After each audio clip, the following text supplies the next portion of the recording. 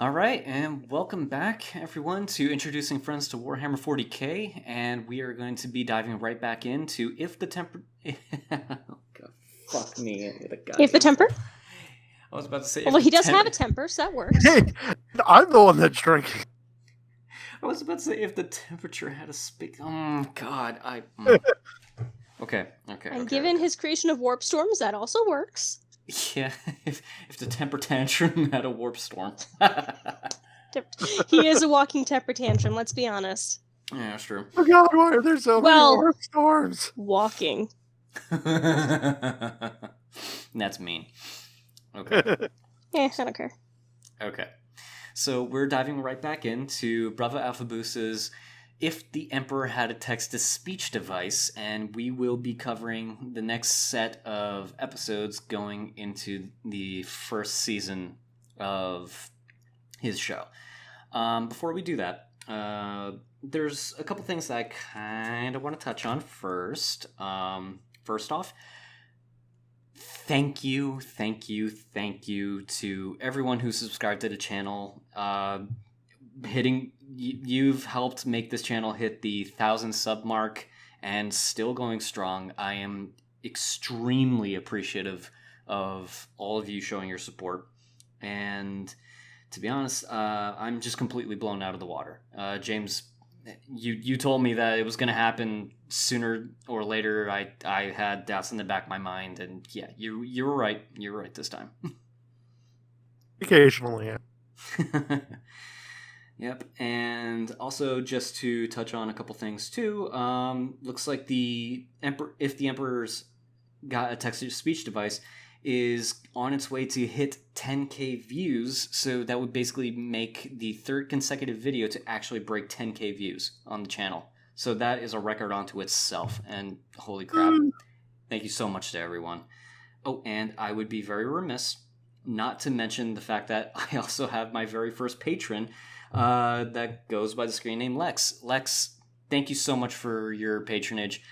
I am going to do everything I can to make the most of this wonderful gift you've passed upon the channel. So thank you so much to you and everyone who's subscribed to get me to where I am now. Hey. Oh, hey. And since we're also touching on stats, can you believe that there's been a total of 92,793 views as of this recording in the past month? Oh, that's so many. Yeah, I know. It's terrifying. It took me 10 years to get that. Yeah, but it goes to show there's a love of 40k as a franchise that, to be perfectly frank, I only hope that going forward I can continue to do justice to. And honestly, also, to be fair, my channel is very niche, so... Well, it's true. One could argue that 40k is also very niche unto itself. But I think 40k has a little bit bigger reach than people who modify Nerf blasters. Yeah, you do have that point. Well, again, thank you again, everyone. I cannot say it enough. I'm probably going to be saying it a whole lot more going forward until these two have their ears bleed. So, thank you. It hasn't happened yet, so it'll be a long time. Okay. So, on today's video, we are going to be taking another dive into If the Emperor Had a Text-to-Speech Device, and we're going to be starting off with Episode 5, and this one is titled Malkador the Hero. So, just to kind of touch on where we left off last time, James, you remember when we were covering the Inquisition? Mm-hmm.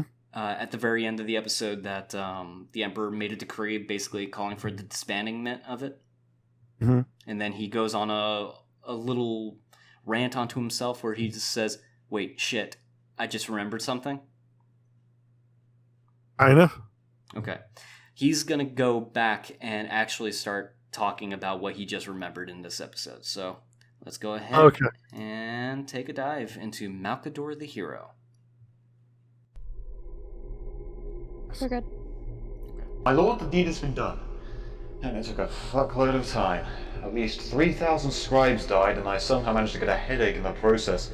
But the message has been sent to all inquisitorial and ecclesiarchal organizations in the galaxy.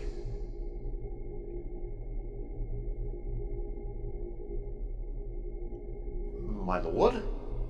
hello? Are you awake?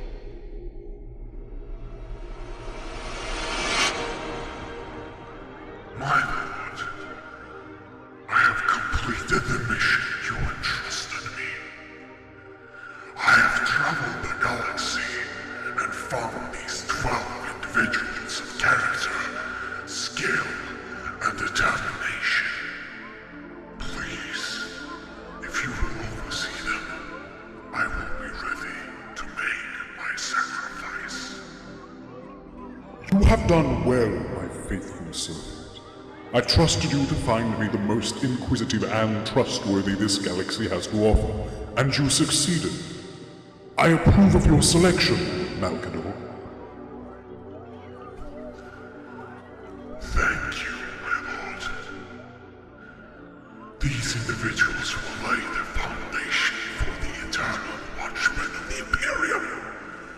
Ever rooting out heresy and keeping mankind away from the abyss that is chaos.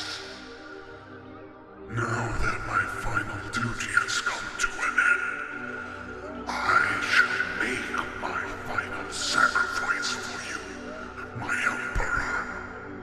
Okay, so is the dude with the things in historic Malcador? That's right. Yes. Okay. Behold the greatest sacrifice of our age! Malcador the Sigilate is no more. Henceforth he shall always and only ever be Malcador the hero. That was the Emperor? Yeah. Okay.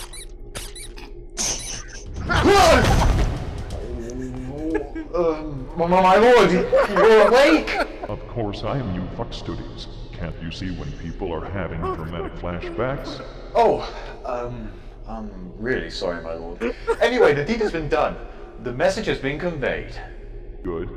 How they dare shit upon a sacrifice that my most loyal servant ever made by turning the organization he laid the foundation for into an elitist shitfest is inexcusable. Excuse me, my lord. I don't think I follow. Malcador, the hero, previously known as Malcador the Sigilate. He was my bro for life, and the first High Lord of Terra.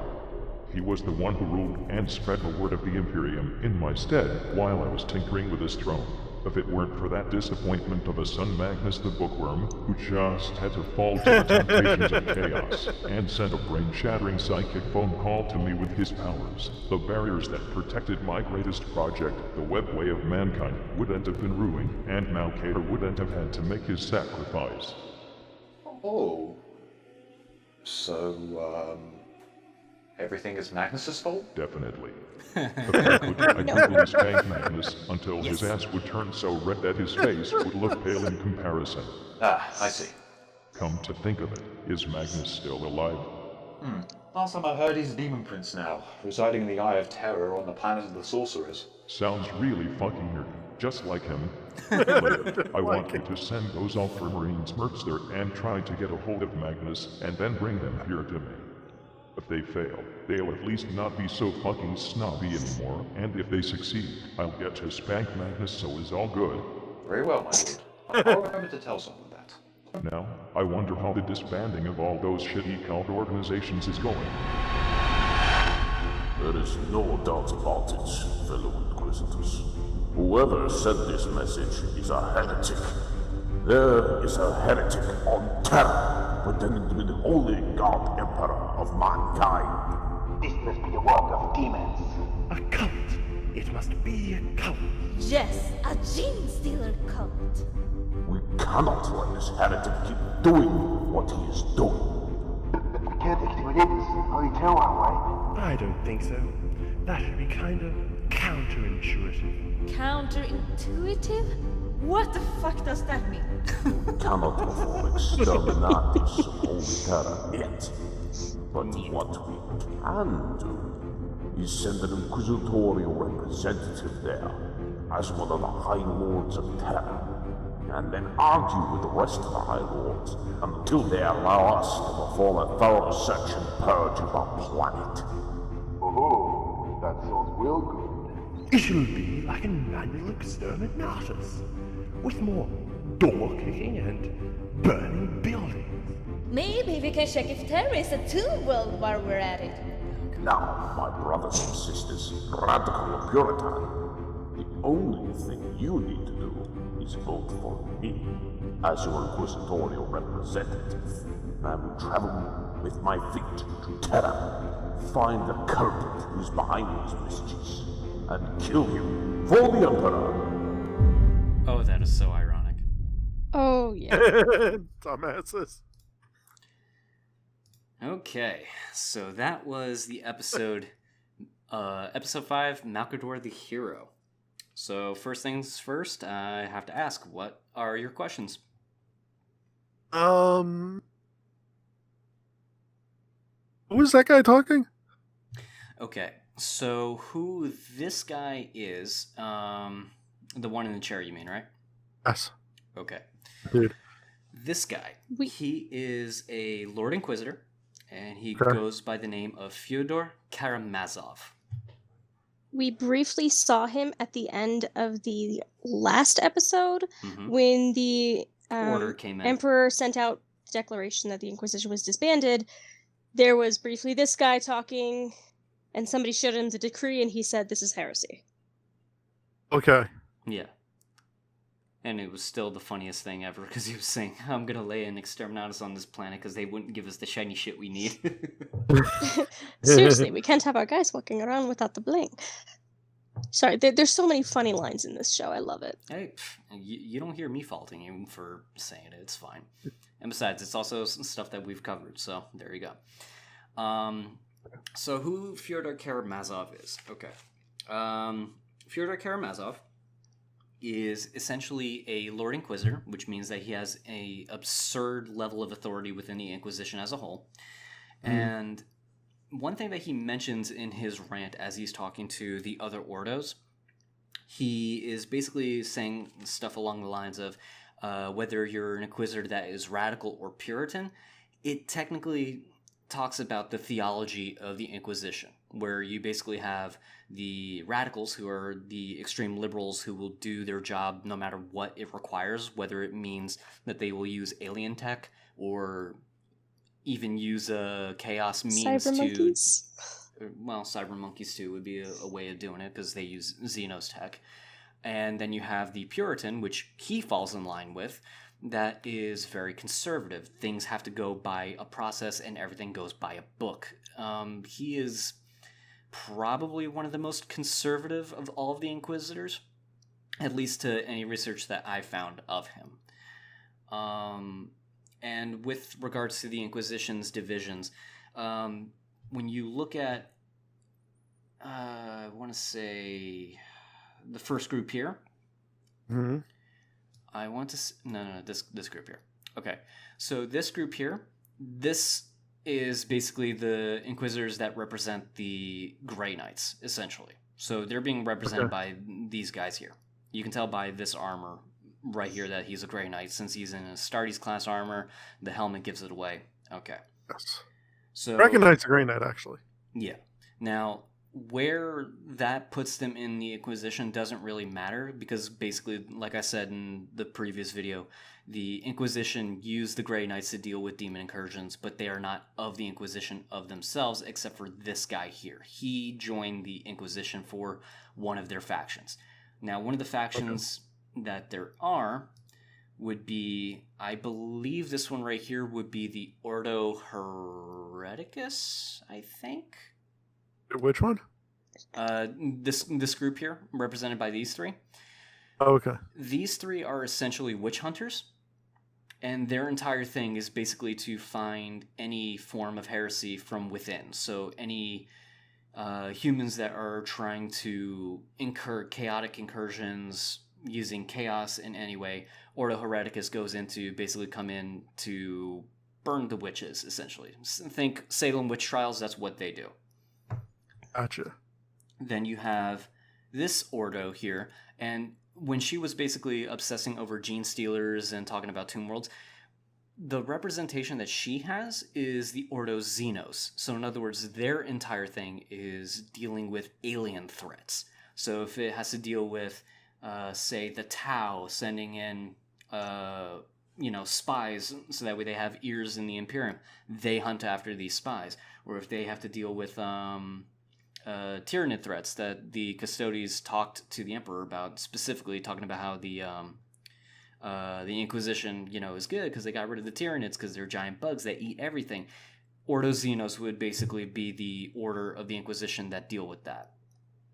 Gotcha. And they deal with the filthy Xenos. Got it. Yeah, essentially. And the third. Oh Lord, I think I may not have written it down. So we have Ordo Xenos, Hereticus, and Malleus. There we go. Malleus is basically just another, they look for traitors on the inside, essentially. Okay, which ones were they then? Did they not show? Yeah, I think that's what Fyodor technically is. I think he's of the Ordo Malleus. Okay. You know what? I think this is going to be something I'll have to refer to the comments section to correct me on. And the more I think about it, I think Fyodor is more Ordo Hereticus. Malleus is probably not represented by anyone here per se. I don't know. But those are the main three branches of the Inquisition, so 3 different orders. Hereticus, I believe, is the largest. And then you have the Radical and Puritan, who basically argue about, what is the best way to do your job, essentially. Okay.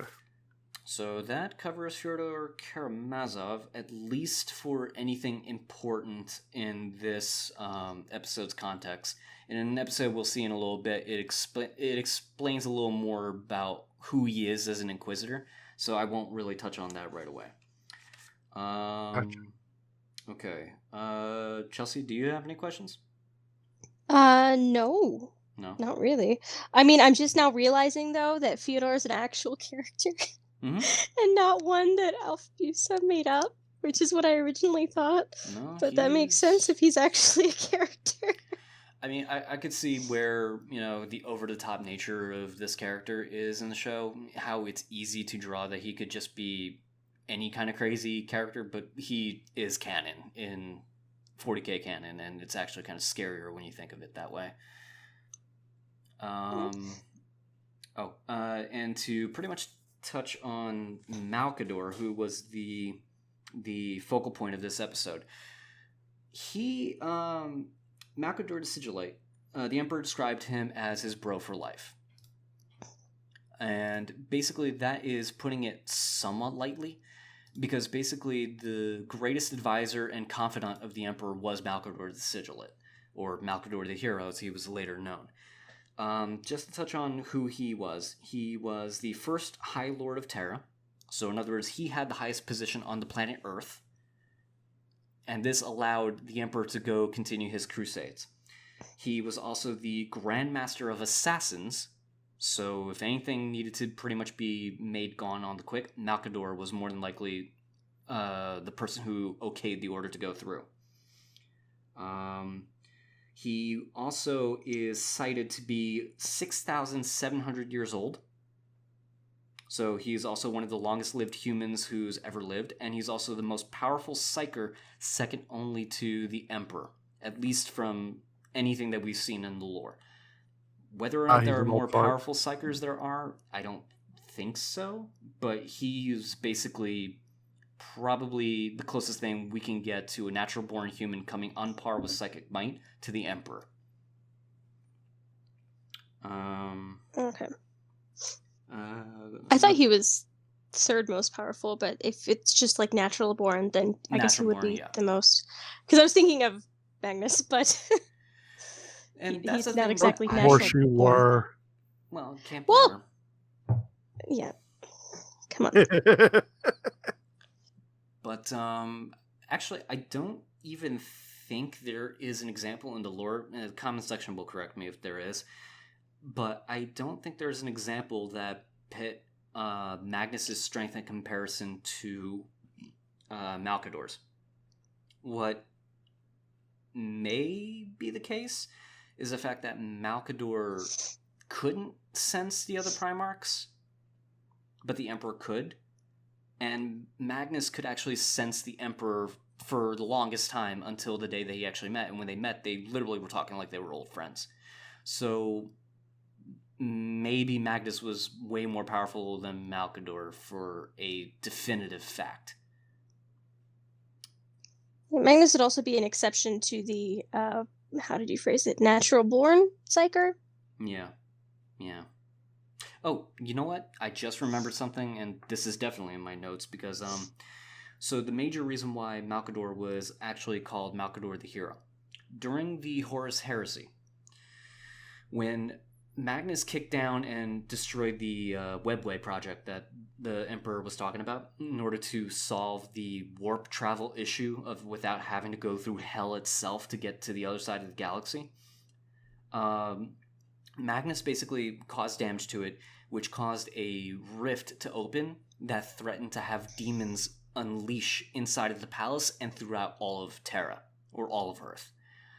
What ended up happening was the Emperor became needed to stay on Terra for a fact, and he needed to sit upon the Golden Throne in order to hold off the demons from crossing into the Materium from Earth.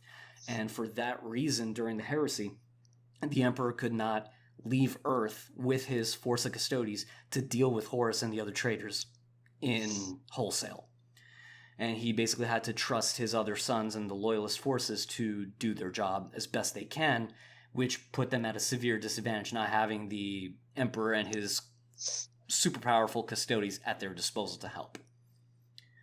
What ended up happening was, during the final battle of Terra, Horus showed up, and the Emperor needed to take out Horus.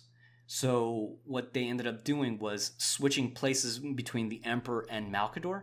Malcador sat upon the throne to hold off the demon incursion, while Emperor went up to the flagship that Horus was on, dealt with him, and when the Emperor was brought back to Earth and was about to be sat upon the Golden Throne, Malcador essentially was psychically beaten to a pulp to the point that he was literally turning to dust. And because of the fact that he used the rest of his psychic might to take the Emperor out of his comatose state to give off his last orders, Malcador died, literally blowing into the wind after, falling off the Golden Throne. Ow. Yeah. So Malcador was definitely the best bro of the Emperor, and there are so many different things that is attributed to Malcador that honestly is kind of scary. Actually, one fun fact would be, during the raising of Monarchia, when we covered Death of Hope, when the word bearers were on their knees and forced to do so, that was when the Emperor arrived. Before the Emperor arrived on the planet to force them on their knees, Lorgar, the Primarch, went up to Malcador, who told Lorgar this was the order by decree of the Emperor. He took a punch, or not a punch, he got slapped by Lorgar that sent him 20 meters in one direction. Malcador got up from it. Oh, wow. Yeah. And we've that seen... shows a lot of balls from Lorgar. Well, first off, yeah, especially since Malcador is basically the proxy for the Emperor when the Emperor is not there himself. And the fact that Malcador could actually just get up, that is kind of scary about how strong Malcador really is. I mean, sure, I think there is a passage in one of the books that cover Lorgar that he held back a little bit, but that still doesn't really mean much when you consider how strong an Astartes is compared to a standard human. Especially when you're throwing a person 20 meters in one direction. Yeah. Touching back on something you had mentioned about the travel having to go through hell. Basically, before being able to go through the warp, they basically had to pull an event horizon? Yeah, that's essentially what the warp is. Oh, fuck that. I mean, yeah. And in order to travel from one side of the galaxy on the faster of light trail of travel, you had to break through dimensional barriers through the warp and out in order to get to the intended target. But one of the things that they did in order to prevent ships from basically being attacked by demons and literally ripped apart, especially since the Imperial Truth had people believe that there are no demons, they had a technology called a Geller field. And what that does is it creates a barrier around the ship that does not permit anything warp stuffy to penetrate the ship and mess with the people that's inside. So they did have safeguards for it, but I believe that the majority of the populace and most of the Militarum at this point who don't know about demon incursions or the Chaos Gods, they basically assume that it was just a preventative measure so that way the ship doesn't fall apart in the warp itself during the travel.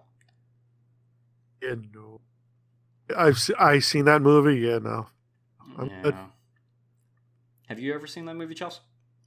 No, I have not. I assumed you were making some sort of reference when you said Event Horizon, but I didn't know what that meant, so I was just kind of gonna go with it. It was a sci-fi horror film with Lawrence Fishburne and Sam Neill, and it's actually really good, but it's really fucking trippy.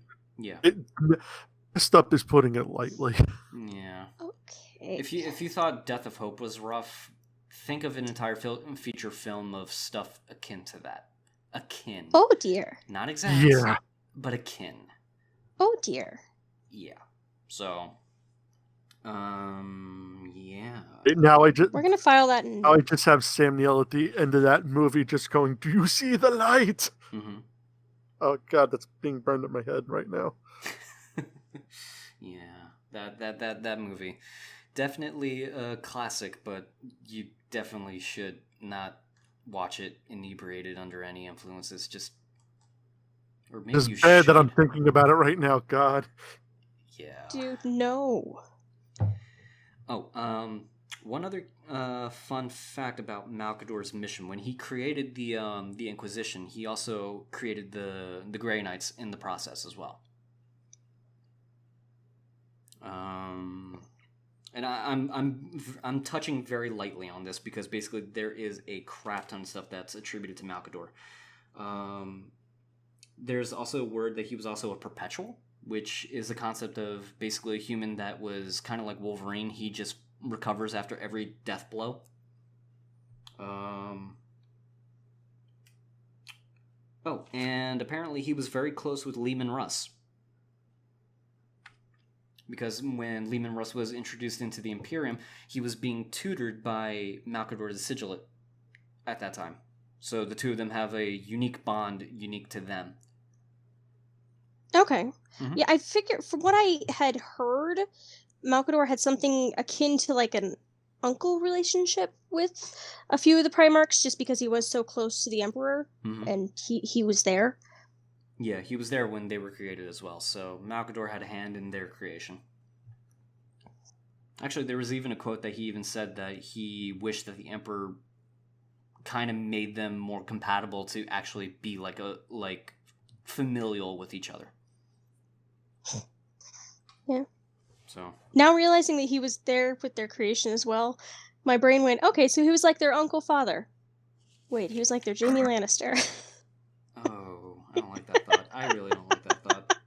No, and that's not really well. Yeah, but now here come the Game of Thrones references. Yeah. Oh, and also misplaced anger towards Magnus that Emperor's rant went through.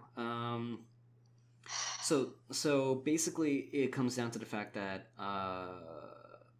Malcador basically died trying to keep the rift that opened up on Terra. So the blame that it's Magnus's fault was basically the crippling of Earth's defenses and also the necessitation of the Emperor to stay on Earth to deal with the Warp Rift.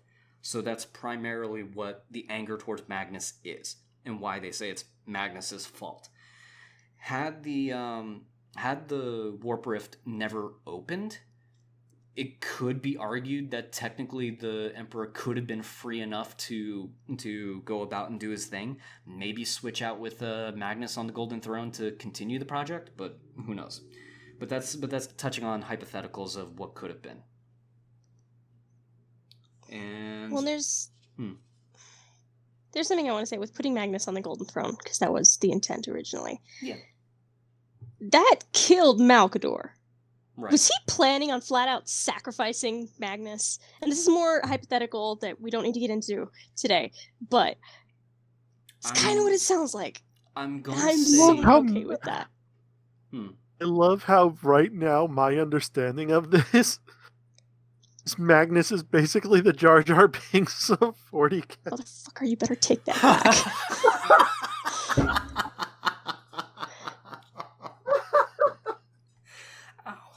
Ow. Oh, something just popped in my chest. Chelsea, stop it. I'm going to fucking kill you.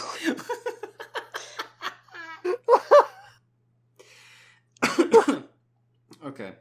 So to touch on that point, Chelsea, with regards to Magnus being put upon the Golden Throne, I do not believe it would have killed Magnus because he would have been psychically powerful enough to actually run it.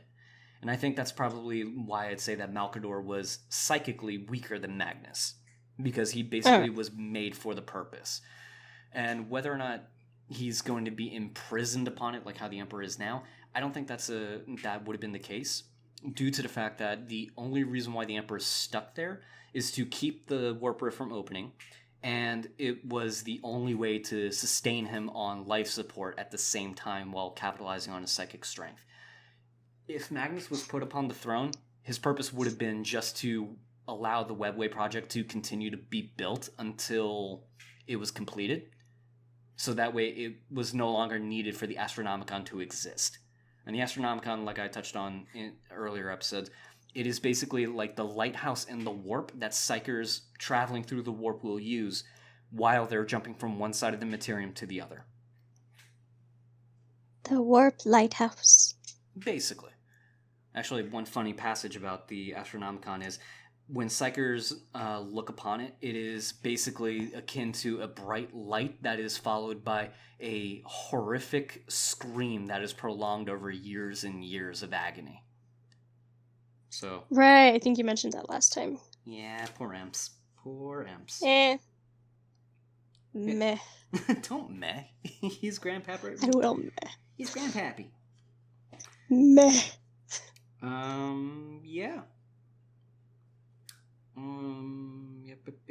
Oh, and one other thing, just to touch upon the Grey Knights lore a little bit more. When Malcador the Sigilate first made the Grey Knights, it started off with 9 members. He had them, along with a whole bunch of supplies, literally be sent to the moon of Titan, and then Malcador used his psychic powers to hide the moon of Titan in the warp until the heresy was over. By the time that Titan popped out of the warp and the heresy was over, Malcador was dead and whatnot, but enough time had passed that the Grey Knights went from 9 starting members, went all the way up to 1,000 strong, because time works completely different in the warp compared to real space. I have a question about that. Yeah. Was this before or after the Hive invade? Wait, before the what invaded? He was referencing Destiny just now. Oh. Bad James. Wrong. Oh. The Moon of Titan, yeah, with that giant freaking sea monster in the Sea of Methane. Yeah, you were saying, Leviathan, yes. Okay, were there anybody else on the Moon of Titan? I want to say yes. Because otherwise that's 9 male Astartes who suddenly became 1,000, and I have questions about how that would happen. Well, obviously there would have been servants, there would have been people to pretty much take care of the day and also help with the Legion building by that point. So, okay. Yeah, there were other people involved, but for... Either that or reads like a bad fanfiction. I'm not going to touch that with a 10-foot pole. Okay. I did not like the setup for that, and I am just not going to touch it. Okay, sorry. No, it's all good. I appreciate the humor, but I don't appreciate being the one caught in the trap. It is honestly confusing, though, if there's 9 of them and then there's 1,000, and there's, like, well, to become an Astartes anyways, even them included, there's, like, gene seed involved, and... Right. Mutations, what is it? Implantations, that's what it is. Mm-hmm. So there's a whole process. An excruciatingly long process that partly has you semi-conscious while these surgeries are implanted upon you just to test your overall strength. Oh, yeah. God. Yeah. The Astartes, they have it rough. There is no hope or light at the end of the tunnel. Oh, there is. It usually just means that you're going to be stuck inside of a Astartes armor with a bolt pistol, and you're only going to keep on living as long as there's people to kill and they don't kill you first. What part of that is hope or light at the end of the tunnel? They're still alive. Listen, I will argue it into the day I die. There is hope so long as you draw breath. That's fair. I have debates with that, but that's for another time. Okay, so I think that just about covers my superficial knowledge of the Inquisition and everything that was very, very tightly packaged in this episode. So I think this would be a good jumping off point for episode 6. Let me know when you guys are ready. Ready? Let's do this.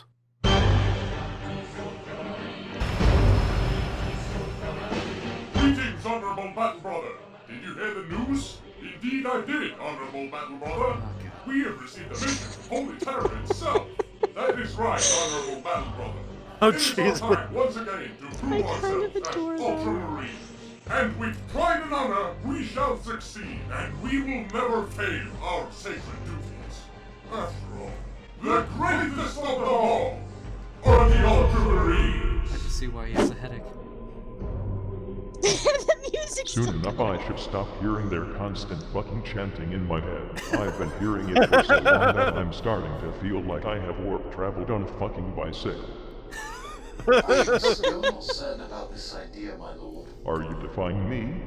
No, absolutely not.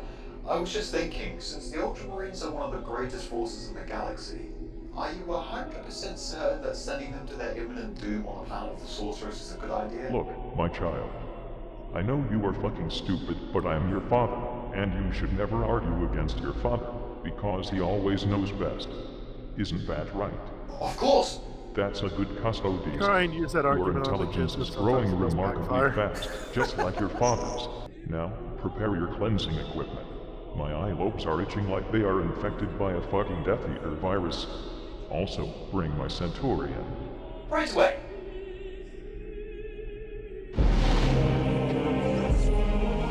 Well, the Senate. Oh, these days. Hey, Lords of Terra, we are gathered here today to discuss the most pressing matter, the survival of the Imperium of Man, such that we have never seen before. Should we outlaw the use of laxatives to everyone but us? Because my poo has been really hard and dusty lately. I am the law, and I think that not only should we outlaw laxatives, we should also get a new shipment of prune cakes, because that really helps out with how your bowels dance out poo. I disagree. Okay, that's like Phrase that guy's like a dance mix out of poo. Judge Dredd and Grandpa Simpson. Yes. Last night's arrived. And I love The it! work is the TJ factory's gotta do that too. Oh my god. Can I my guys go into battle with their fucking skillets, can I? I think that this is a dumb discussion for you biological types that are going to get your rectums replaced with other skulls. Alright, seriously, it isn't funny anymore. Oh, First, you make fun Mechanicus. of my hat on a daily basis, and now you send this emperor-damned message throughout the entire Imperium. Why? Can you quiet down, Towerhead? I can't hear you. We didn't say anything, I think, did we? I don't know. Who am I again? I forgot. Well, if you didn't send the message, who did? Someone is obviously being very mean.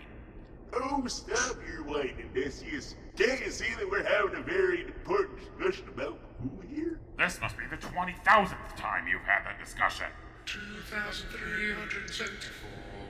Time to be exact. Back in my day, people didn't count with numbers. Instead, we used good old-fashioned cold sheets to count. Well, perhaps we should outlaw counting again? Oh yeah. I am the law! No, you just remember. Well, I'm gonna go back to the Ecclesiarchal Palace and figure out which one of you pruneheads ordered this message to be sent around. The Ecclesiarchy is not disbanding, and that's that. My lords, the inquisitorial representative has arrived. The inquisitorial representative? I hate that person. Ah, the Inquisition.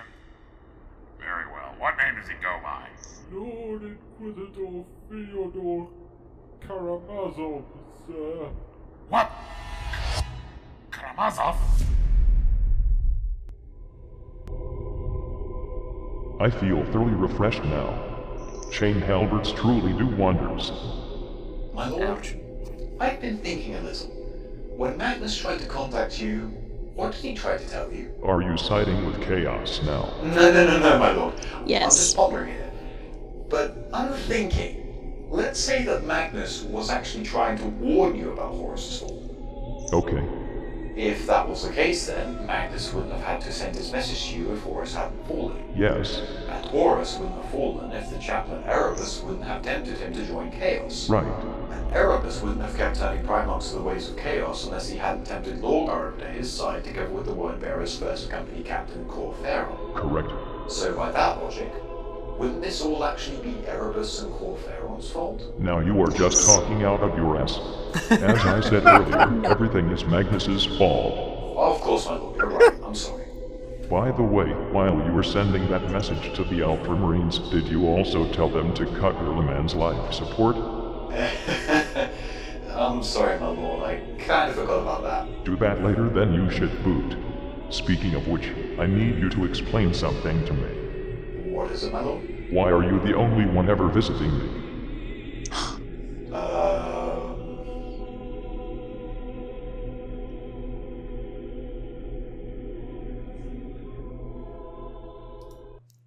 Okay, so I think that last question will be answered in another video, right? Yes, it'll be answered in the next one. But okay, so then that answers that question. Okay, but do you have any others pertaining to episode 6? Other than Judge Abe, who are those other guys? The High Lords of Terra. They pretty much run Terra. Okay. Okay, I take it the one guy on the far left is a Mechanicus the way you reacted to it. You mean left on their side or right on screen? Yeah. Okay, go easy on... The big thing coming out of his face. Gotcha. Okay, so just to briefly cover the 4 that's on screen. Starting from the one that you mentioned on the right side. He is the Fabricator General of Mars. He is essentially the highest lord of the Martian Mechanicus operations. So he represents all of the cult Mechanicus and anything that has to do with fabrication of technology that goes throughout all of the Imperium. So he is, I guess a good way to refer to him would actually be just... if the labor department, the economics department, I guess would be a good way of looking at it, were fused into one role, that's who this guy is. He literally takes the Department of Sciences, there we go. He is that, but elevated to a much higher position with regards to the Imperium as a whole. The one next to him, which is one over, he is the High Lord, Master of the Administratum. Sorry, I have to be very careful with that. It is basically the highest rank, and under normal circumstances, it's really more of a ceremonial position, essentially to take Malcador's place, because that's the position that Malcador held while he was in office. And basically, he is technically the highest office in all of the Imperium Senate. The one next to him, going on to the left side now, second from the left, he is the, according to my notes, the Lord Commandant Militant, leader of the Astra Militarum. Now, to be perfectly honest, the Astra Militarum takes 2 forms. You have the Army and the Imperial Navy. So technically there are 2 lords for this role, but for the sake of this show, they lumped them up into this one role. So he is in charge of the military as a whole. So think State Department. And then right next to him, the very last, the Judge Dredd Abe comparison that you made, he is the Grand Provost Marshal, leader of the Adeptus Arbites, or the Department of Justice in the Imperium. So he is basically Judge Dredd. That is literally the best description that you could give him. And basically I am going to call him Chief Justice Simpson. Chief Justice Simpson. That's a good one. It works. Yeah, these guys basically represent the different aspects of the Imperium. Technically, in actual canon lore, there are many more lords of different positions. But for the sake of simplicity and not to overcrowd the screen with characters you're probably not going to care about in a few episodes down the line, these 4 will represent the majority of what the Senate will look like. Gotcha. For the sake of this show. Okay, that would be easy to follow. Mm-hmm. And also, included with the High Lords is technically this guy here. Right here. So he is the Ecclesiarch. He is the Pope of the Imperium. And technically that rank is equivalent to a High Lord of Terra. So when it comes down to the Ecclesiarchy and the Church of the Imperial Cult, he is the one that is in charge of that, which technically puts him in charge of the Adeptus Sororitas as well, since they are the militant arm of his faction in the Imperium. And with regards to Fyodor Karamazov, yeah, his position as an inquisitorial lord, technically inquisitors, they are above the law. If an inquisitor comes to your planet and says that they're going to be running an investigation, they need all of the planet's assets, the leadership of your planet, if it's still loyal to the Imperium, is not going to question him. They're going to literally give him control of the entire planet to do as he sees fit. Oh, damn. Yeah, so if an inquisitor comes to your planet, that's actually kind of terrifying to stop and think about. And you better damn well hope that this inquisitor knows what the hell he's doing. I think that Inquisitor, covers... of course not. Watch it, heretic. Let's see. And I guess the only other thing to touch on would just be more of the argument of why it's Magnus's fault, damaged Wulfboi project, yada yada yada yada. Yeah, then whatever. That doesn't really matter. Oh, the part where he's talking about Chaplain Erebus and the others of the word bearers that corrupted Horus and started the whole Horus heresy thing, that is actually touched upon in Death of Hope with the word bearers that you've seen in that video. So yeah, that covers episode 6. All right. So without any other questions, I think that is a good jumping off point for episode 7. You guys ready? I mean, ever since I got this text-to-speech device, I've not seen anyone but my Centaurian, some tech priests, that awful fucking Dread Knight thing, and you. Where are the rest of the custodies? Did they all die off or something? Are you the only one left? After we witnessed you at the brink of death, your body being sat upon the Golden Throne, all custodies went into a collective depression. We all decided to stop fighting outside the planet's borders. We have never left this palace since, always guarding your sacred vessel. What a bunch of pussies you are. I can manage myself, you know. I'm not a regular-ass fucking corpse. Oh, of course not, my lord. Of course not, my lord. Also, that still doesn't answer my question. Where are the rest of the custodies? The rest are currently guarding the palace, my lord. Well, in that case, tell them to go out and be useful instead. I didn't give them the best war gear in the Imperium for nothing. Yeah, about that, my lord. Most of us custodians have not only sworn an oath to never leave Terra and your presence after the Horus heresy, but have also redefined the use of our war gear and armor to show that we are mourning your loss. It's quite hard to explain, but Bring in some of the custodies here. Some of my companions, to be exact. Do it now. Are you sure? Do it now. Very well, just a moment, my lord.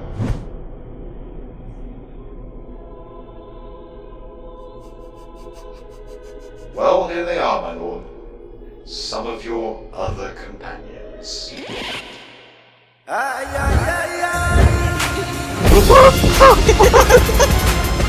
Holy shit.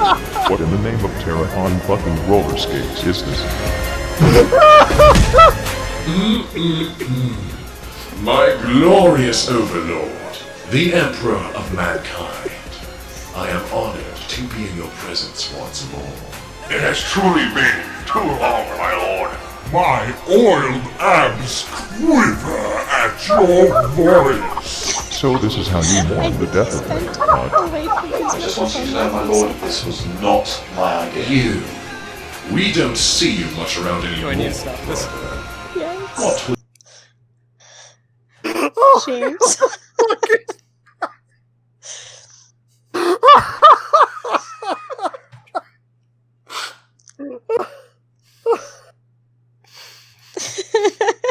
You good, bro?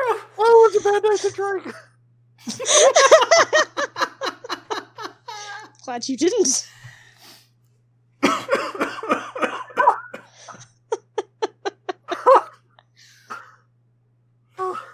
Just breathe, man. Just breathe. Are you okay?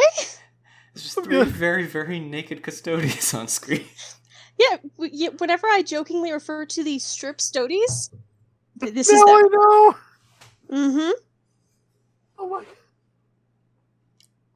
Yeah, we repurposed our war gear. It's hard to explain, but... It's hard to explain. What in the holy Terra? Well, I'll have to wait until after the video to explain, but it's definitely worth it. Oh. All right. Oh, yeah. I'm going to go back a bit, because this is... Go back to their introduction song, man. Yes, because it is so It's goddamn great. funny. String Storm, you're beautiful. And I love you. Okay, I'm good now. Okay. Did you actually fall away from your microphone, by the way? Yes, I leaned into my workbench. That makes it so goddamn worth it. Oh my gosh. All right. Oh. I'm gonna play it again. You're gonna be okay? I'm okay. Okay. Okay now. Okay. Initial shock is wearing off. Okay.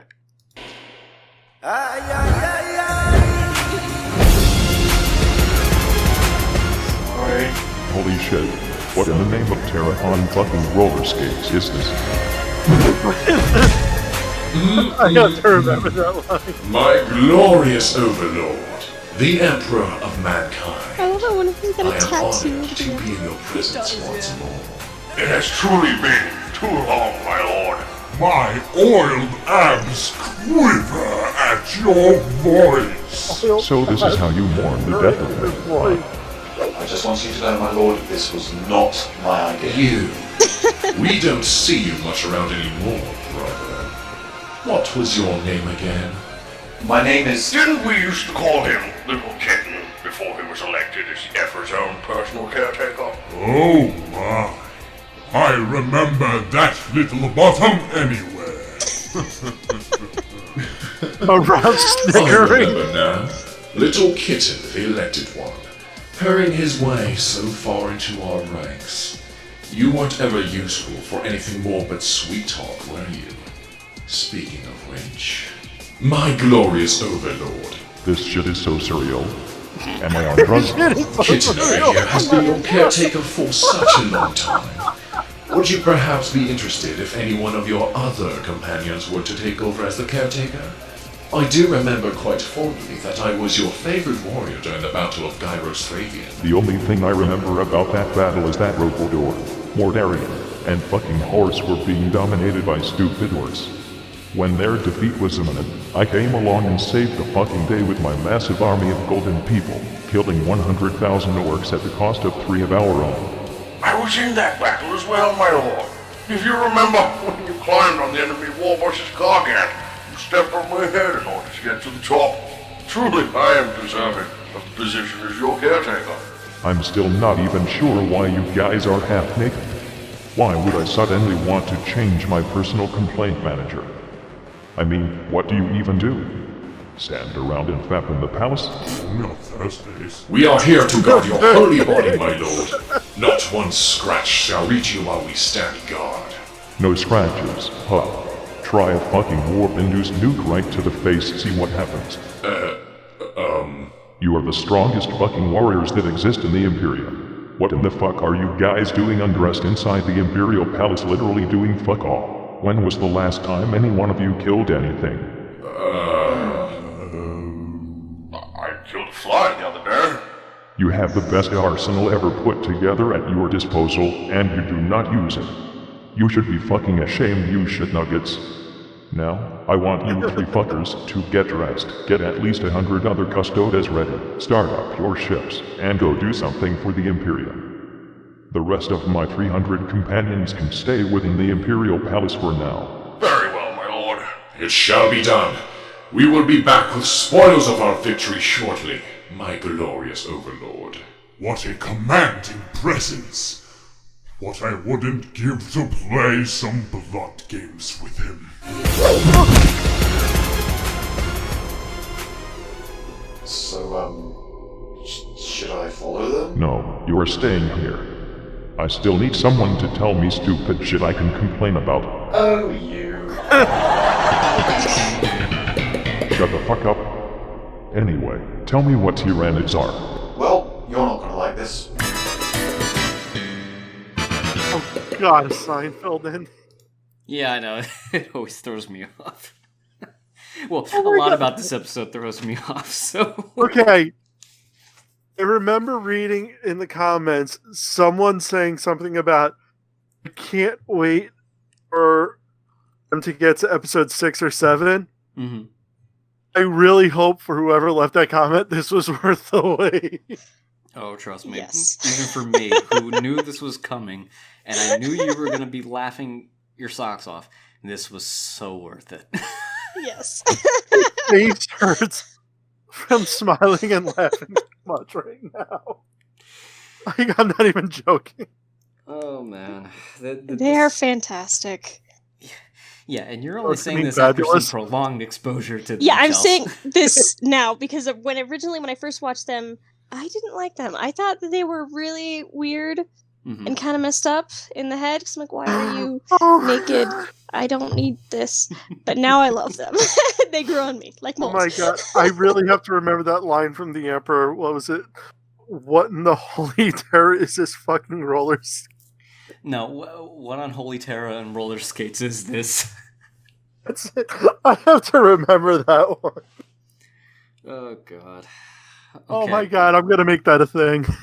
That needs to go on a shirt, honestly. I have to check Bravo Alphabusa if he has a store if it features them on it. Oh, man. Oh, I'm almost forgetting. Okay, so after watching the fabulous Custodes, do you have any questions? The Fab Stoties. The strip studies? Mm-hmm. No, right now I think they're more commonly called the Fab Stoties. That's just was my name for them. I like I like the name strip studies, and now it makes so much fucking sense. Oh, yeah. It definitely does apply. Oh my god. Okay, so since you don't have any questions, I'm just going to touch on the lore here, just to Okay, explain. that's fine. What was that? He said that's fine. Okay. So, I'm just going to go ahead and just touch on the Custodes, specifically. So, I've already described the Custodes in terms of, like, their raw strength compared to normal Astartes warriors. So, I don't need to go into that. What I am going to touch on is basically what happened after the Emperor fell. When the Emperor was enthroned after the Horus Heresy, there was a mandate that was put upon them that they were to be the protectors of the Imperial Palace and the Emperor's body himself. So that way they can never be away from his side. So that way they still stick to their purpose. I think this was a mandate passed by Rabute Gilman, technically, so it wasn't really so much a choice that the Custodes made themselves, but it was technically one that they were not going to argue against.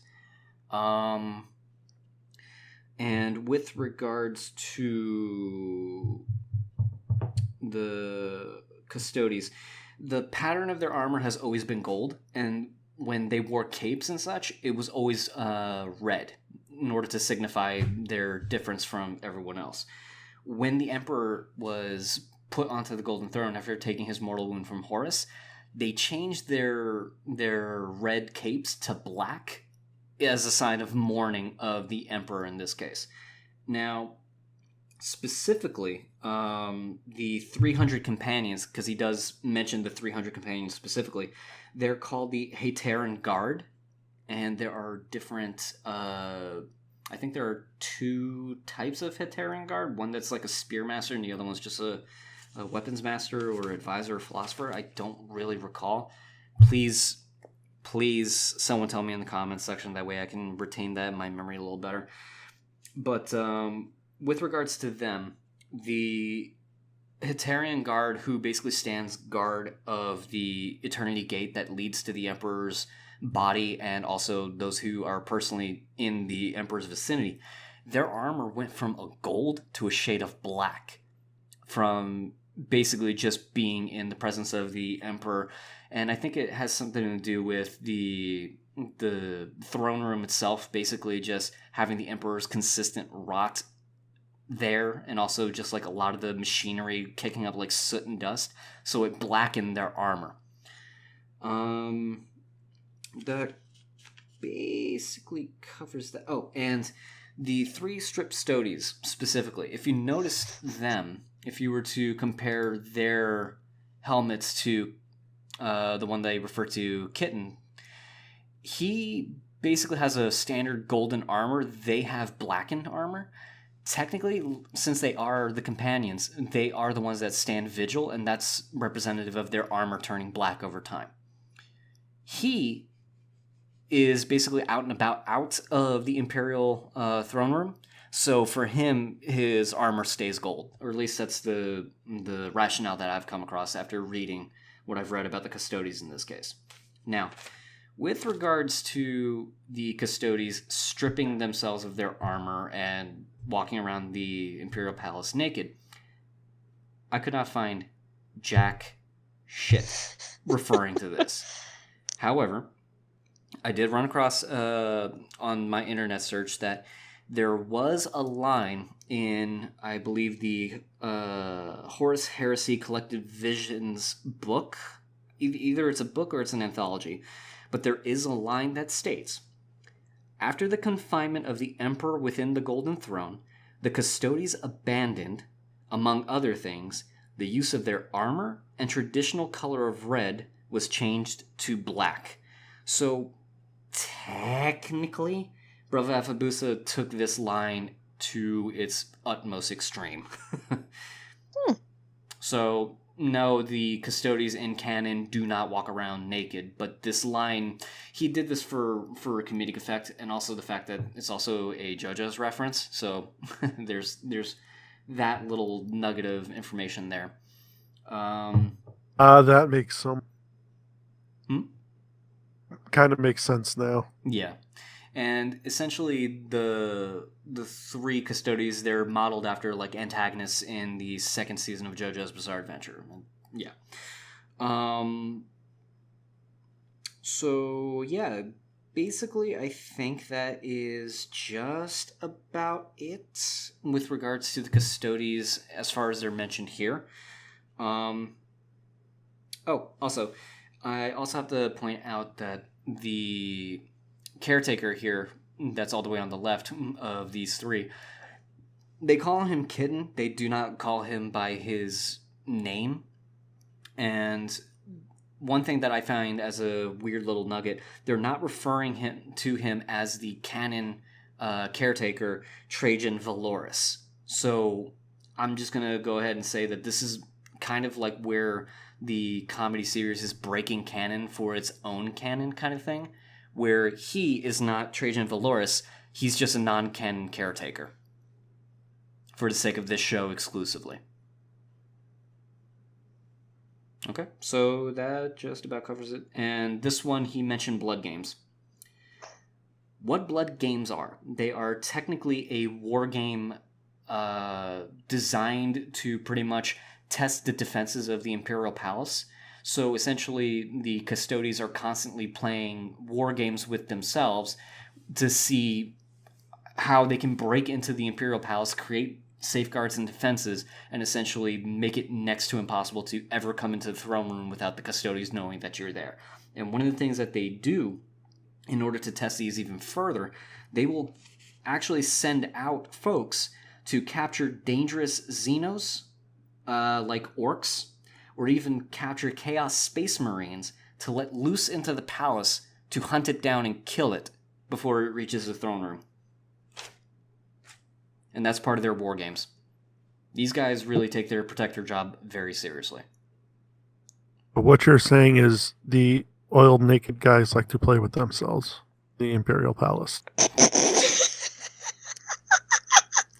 I can't even be mad because that fits this show goddamn well.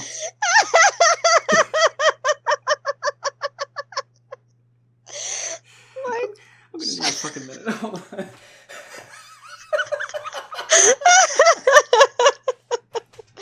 Oh my gosh. I'm sorry if I'm breaking this particular video this week. No. It's fine. It's fine.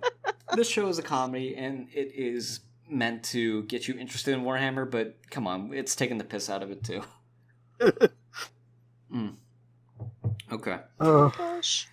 Whew. Okay, I think I'm good. I'm not gonna... Oh my gosh. And just remember, stop drinking. Okay. I'll say it. Okay. All right. Oh, I think that covers everything. I think now is a good jumping off point to go into episode 8, and I think that's probably where we're going to wrap it up for tonight. Okay. Let me know It's when you guys episode are 8. One moment. Episode 8. Episode 8. Yep. Okay. Good. So, it begins. I suppose it's time to go do something completely inexplicable. Again.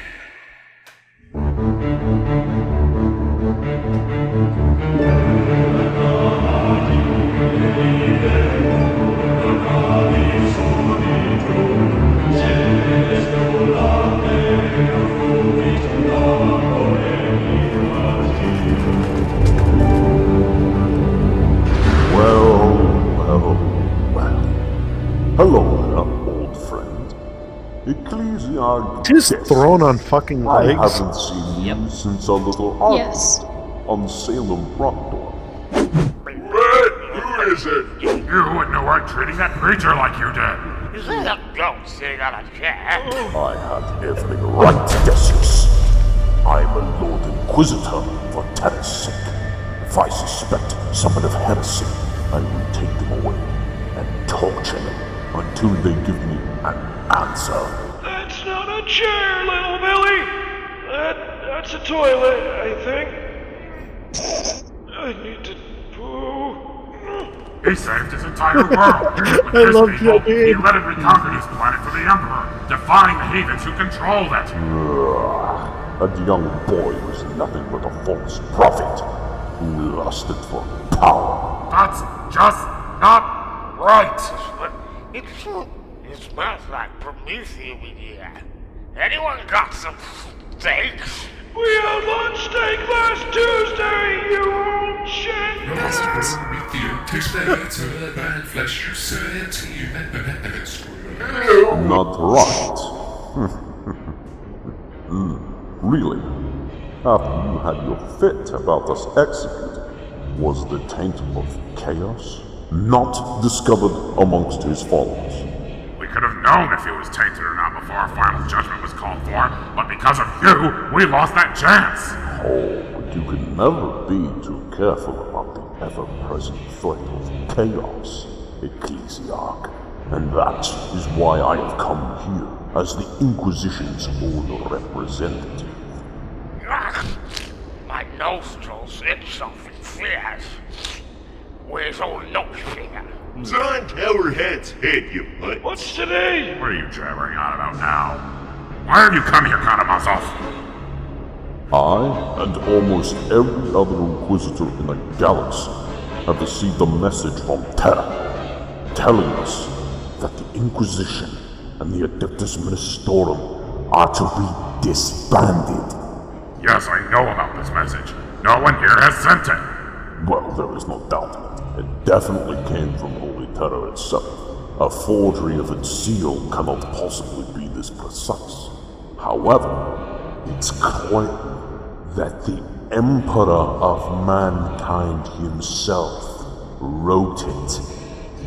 Is blasphemous. It is clearly written by a heretic hiding somewhere here on this very planet. Being such a deluded fool, you do have a point. Good. Seems like that hat of yours is at least allowing enough blood to flow from your scalp for you to understand that this situation requires mending. So what is your purpose here exactly, Theodore? What do you intend to do?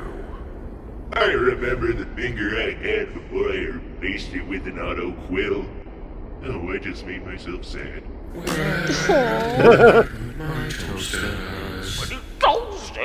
So, yeah, all in all, Tyranids are from another galaxy and have come here for the sole purpose of eating everything that is organic in order to grow stronger and fiercer. They are honestly pretty damn scary. I'm lucky to have been trained not to feel fear or anxiety over such things as a seemingly imminent doom. And you say there have been an entire 3 major wars against these creatures with loads of Imperial forces involved? Yes, indeed. The first, second, and third Tyrannic War. As I said, the most notable must have been the first Tyrannic War, when they supposedly first made their entrance into our galaxy. They completely stripped the planet Tyran of all life, thereby getting the name of Tyranids. And you said during this war they destroyed the Ultramarines, devoured their entire first company, and crippled the leader of the Ultramarines, Papa Smurf, when they first arrived. How in the name of Leman Russ's overinflated ego did that happen? Well, yes. All Ultramarines in the galaxy were needed to beat off the assault on Macragge, but the 2 main events that are most important would be the confrontation between Marnius Calgar... Papa Smurf? Yeah. Papa Smurf and the Swarm, and the event that ended the battle in decisive Imperial victory. Is a Smurf anyway. I can already tell this is going to be a roller coaster ride of disappointment. Tell me what happened. Well, Marty, Papa Smurf and the Swarm Lord fought one another in an epic battle of 2 independent characters. The battle was fierce, but in the end the Tyranid proved too strong for him, resulting in him being gravely wounded. I am invincible! The Ultramarines always triumph! How about you? Foul seed of scum! That's a Monty Python reference. Yep, told you they're doing. It's also worth pointing out that something similar to this apparently happened later in the year 976 when the Ultramarines fought another high fleet called Perseus. However, the history of the galaxy is a major clusterfuck as it is anyway, so I don't know if that can still be considered true or not. Anyway, back to Macragge. Unable to stand the mere thought of losing a sacred spiritual legion on their already grievous losses, the Oligarch of our first company sacrificed themselves to evacuate him. So this guy could not even fight an overgrown fucking Bug Gargamel and ended up force-feeding his bodyguards to it. Wow. Continue with the story. It makes my bones rattle with condensed and overpowering amusement and joy. Well, long story short, after being fixed up a bit, Marnie Papa Smurf went to command the orbital battle over the ground, but was led into a trap at the ringed world of Starrgal. Things were looking very grim for them. Led into a trap by a bunch of space locusts. This is dumber than those oiled-up fucking strippers I call companions. The Emperor-class battleship, Dominus Astra, valiantly charged into the heart of High Fleet Beowulf and detonated its warp drives, causing a cataclysmic vortex that sucked both it and the entire Tyranid fleet into oblivion. Victory at Starrgal spelled the defeat of High Fleet Beowulf. I am sorry. I am just absolutely livid at the moment. Remind me again. Technology is pretty backwards at the moment, correct? It has declined somewhat in your absence, yes? And those Emperor-class battleships are pretty much irreplaceable at this point because of the sheer resources and manpower needed to make them, correct? More or less, yes. So this asshole Papa Smurf, instead of just calling back his fleet to a more advantageous position in, fucking space, let one of those warships be lost forever in the warp for some depraved minion of chaos to find and diddle around with. This is getting me harder than Terminator armor! I want you to change my orders. Tell the Ultramarines to get back Magnus without the Geller fields turned on. Let's see how they enjoy being fucked by demons, like those poor assholes in the battleships. Oh my. Anyway, Avoiding the subject of the Ultramarines further, these Tyranids actually sound pretty fucking fascinating. How easy my job would be if every human was just part of me and my giant intelligence, and everything we did was in perfect harmony.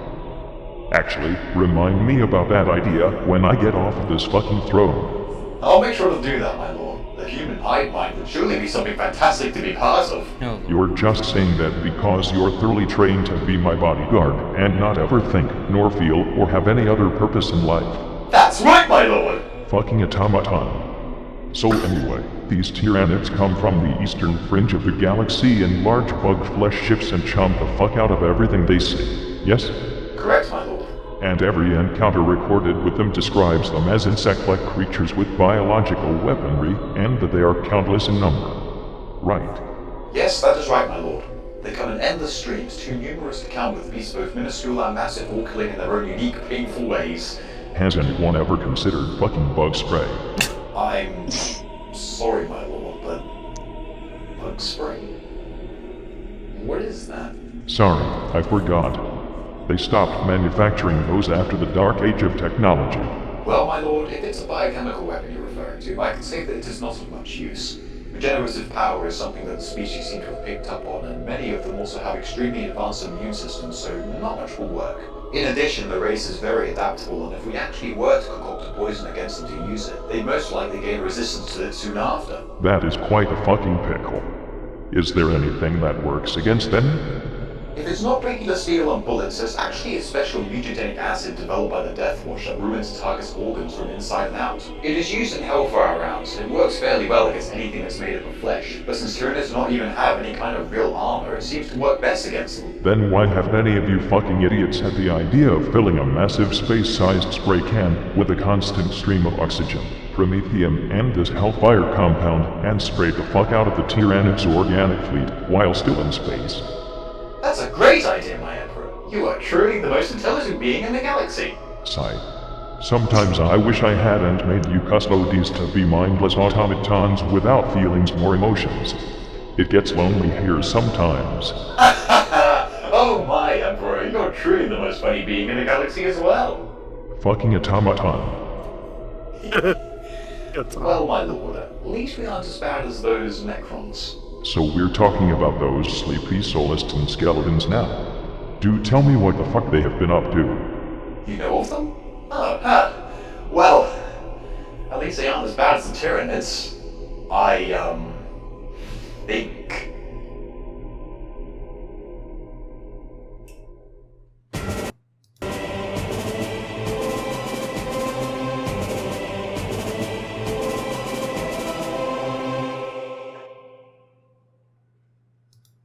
Okay, so that was episode 8. Oh, God. Yay. So where to begin? To begin. Alright, so... Any questions? Okay, so... Does, your dude find out that the Emperor is back, or is that, like, something later on? It'll be later on, because it's a... Well, let's say this. The series goes all the way up to 28 episodes, I think, now, plus a couple side stories. So... Yeah. Yeah. Okay. Yeah, it's an evolving story. Gotcha. Okay, so... I guess that covers any question you have at this point, right? Yeah, kinda. Okay. Chelsea? I mean, there are a few things, but I figured notes will cover them, so if not, then I'll ask. Okay. Well, don't also hesitate to ask for expansion if need be. Chelsea? I like that I finally, in one of the more recent episodes, found out who that one dude is. That one dude? The one in the very beginning of this episode. Who's all cool, mysterious, off on his own. Time to do something inexplicable. Again. Yes. Yeah, he basically comes off as like Mysterion from South Park, as far as I can tell. Yeah. He actually becomes very much important later on in the series, James, so I won't really expand too much into it. Okay. I just want to take a quick glance at Suffice to say, Chelsea lived in confusion for several months. Right. So I never asked about it. I was just kind of like, there's this character. I'm sure he'll come in later, and then just moved on. Yeah. So he's just a mysterious character who's gonna play an important role sometime down the line in the story. That's about as much as I can say. But one thing that does make him stand out a little bit, if you look over here at his weapons, he's got one bolt pistol and one plasma gun. He basically has weapons that will cover pretty much most enemies. So whoever this guy is, he's a thorough individual as far as the Astartes are concerned. It seems it. Yeah.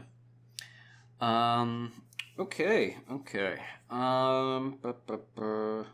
So my notes only really cover a couple things from this episode, but one thing that I do kind of want to highlight, because it does get a little muddled by the High Lords literally just old man talking in the background. The reason why Fyodor Karamazov and Decius really do not get along comes down to an old story that Fyodor Karamazov actually carried out during one of his missions on a planet. So essentially was this. The Inquisition was called to intervene on a planet that was pretty much reported to have the taint of chaos upon it. And Fyodor Karamazov, along with an entire host of Inquisitors, were pretty much amassing a whole fleet to go to the planet and deal with the threat. However, when they arrived on the planet, turns out the whole thing was already resolved from within the populace itself, because a priest pretty much outed a cardinal in the ecclesiarchy for being a chaos worshiper in disguise, and was subverting the imperial cult to serve chaos on that planet. He led a rebellion force that completely ousted the cardinal, killed him, and basically saved the whole planet from the chaos threat. Well, Fyodor basically didn't really take that story at face value, so what ended up happening was, when the story reached the ecclesiarchy, Decius, the Pope guy, he called for the priest to be brought in front of the ecclesiarchy himself to basically get interviewed, receive accommodation, and basically screen to see if he really is truly free from the taint of chaos. Fyodor didn't obey that. He basically kidnapped the priest, captured him, and for 6 solid months tortured him to find out if he was a chaos worshipper or not. And basically, Fyodor killed him and sent the bones to the ecclesiarchy to basically be interred. This pretty much pissed off Decius and the ecclesiarchy against the Inquisition, and they ordered for Fyodor to basically be arrested. But what ended up clearing Fyodor's name in this case was that there was a chaos worshipper found among the followers of this priest. So by proxy, Fyodor, for having suspicions against the priest himself, was technically cleared of his charges in rebellion against the ecclesiarchy. Yeah. However, this was also made even more sour when Fyodor was actually cleared of his charges of rebellion against the ecclesiarchy. Decius was literally forced to apologize in a very public manner to Fyodor, and Fyodor rubbed it in Decius's face a lot. And that's why the two of them absolutely hate each other for their respective roles in that incident. So that pretty much covers why they hate each other, but also... Oh, it makes sense. Yeah. And it also explains why, for the most part, Decius isn't really questioning Fyodor in this case, because basically Fyodor raised some very good points. Like he said, for being a deluded fool, you do have a good point. But there is going to be contention between the two later down the line, because they just absolutely hate each other. The only other thing to really touch on would be the Tyranids. So they were mentioned before, and basically they are really, really ugly-looking bug things that are a mix of Zerg from StarCraft with Xenomorphs from Alien. If that pretty much gives you the visual. That's nightmare fuel. Yeah, Tyranids. Well, there was kind of a picture in the episode. Mm-hmm. Yeah, there was, but just to give a better, clearer vision, that's what they look like. Oh, fuck that. Does that thing have hands, or is that it's... It's got 2 hands on the bottom, and the top main arms have sides for... It almost looks like on the... looking at the picture, it's on the left side of the picture. It almost looks like there's a hand holding the scythe, and that it's not actually attached. Yeah, but it's definitely attached. You can see that. That's just a thumb, and that's its actual giant claw. Yeah, no.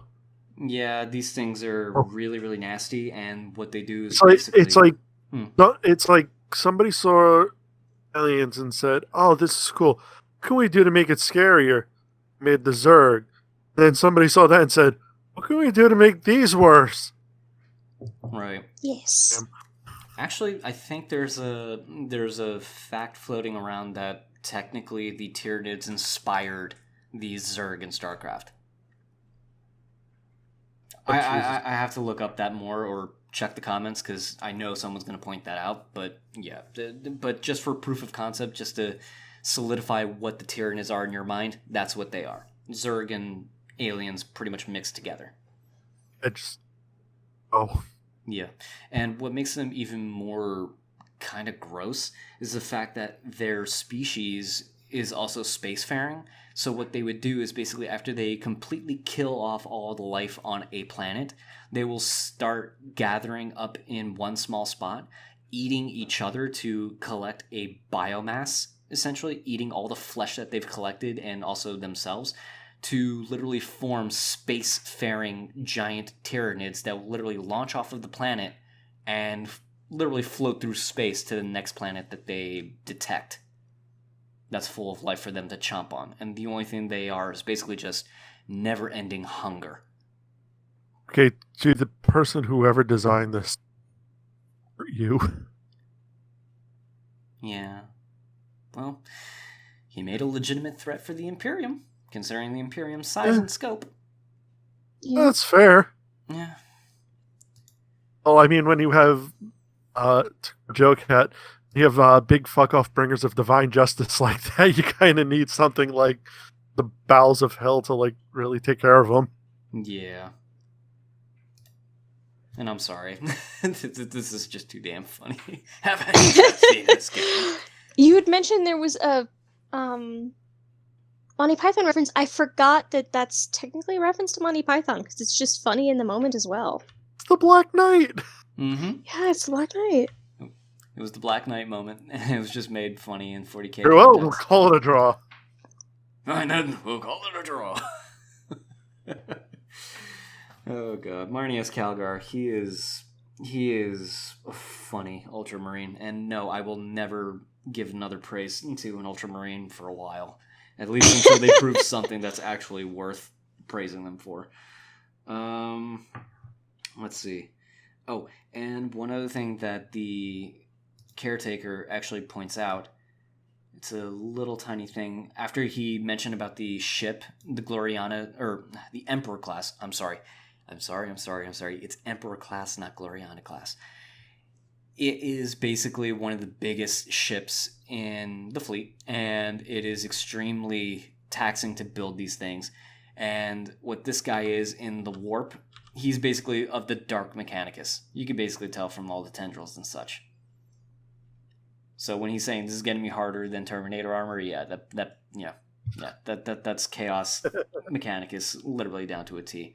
But he also mentions something about Titans. Right about where is it? Lordy, Lord. Ah, here we go. I probably shouldn't mention the Titan losses.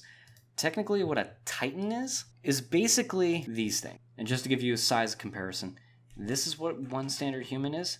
That's what a Titan is. So equally in resource-heavy losses, these things are virtually irreplaceable because of how long it takes to actually make them.